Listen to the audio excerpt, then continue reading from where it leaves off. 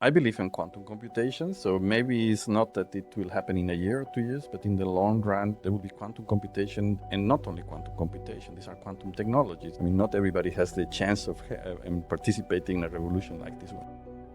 If you had infinite financial or human resources, what would be the project that you would love to do or tell maybe your experimentalist colleagues to do?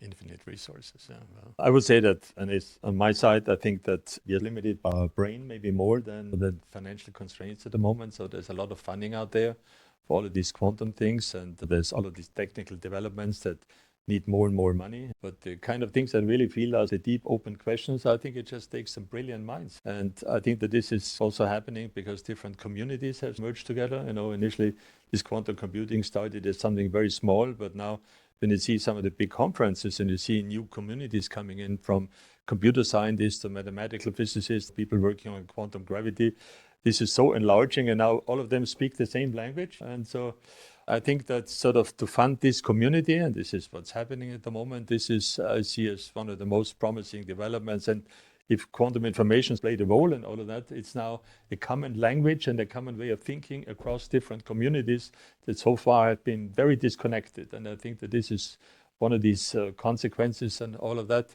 And yeah, it needs money because this community need to be funded, but I think that the frontiers of physics have always been funded. So I would say we are maybe more brain limited than money limited at the moment. But of course, engineers consume an infinite amount of. Yeah, but that's a good question. So could there be a Manhattan program or Apollo program and quantum computer that you say we put many scientists, engineers, let's say, in some place, and for sure there will be an acceleration in the development, but it's not clear to me that there will be a huge acceleration because of what Peter just said. I think that probably you need the time. And that's why sometimes the best ideas that change the world are not happening because you put many people think about that, but it's because people work relaxed. They go to a place, they talk to each other, they have a coffee, and they comment. And that's the way that scientists work. And I think it's important to support science and to keep on supporting science. The open science, not that you say this is what I would like to build. Yeah, since more and more people would come to the field as the field is growing and expanding, what would be your advice to those young researchers who are just embarking on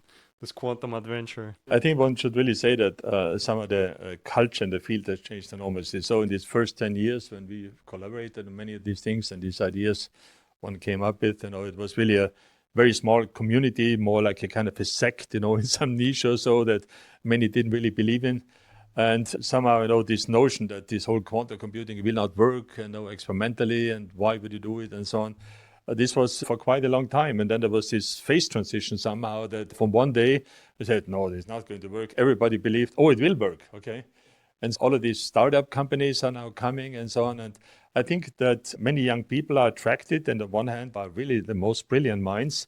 But there's also a certain proportion of people that are attractive because they see now opportunities in the financial sense. So they don't work on these things like we did, that we were enthusiastic, maybe naive or so, but there is really something to be discovered. They're more driven by other opportunities.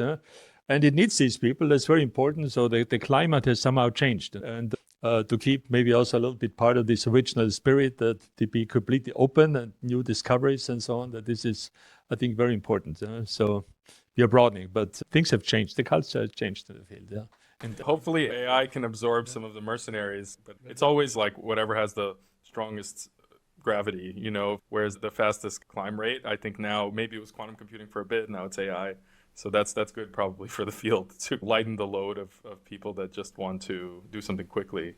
But I wanted to maybe mention something. So I believe in quantum computation, so maybe it's not that it will happen in a year or 2 years, but in the long run, there will be quantum computation, and not only quantum computation, these are quantum technologies. So every time that we're able to cross a frontier, a border, then we have new technologies that are impossible to know in advance. So it's very clear that now we cross the frontier of quantum, now we have control, we can manipulate quantum systems.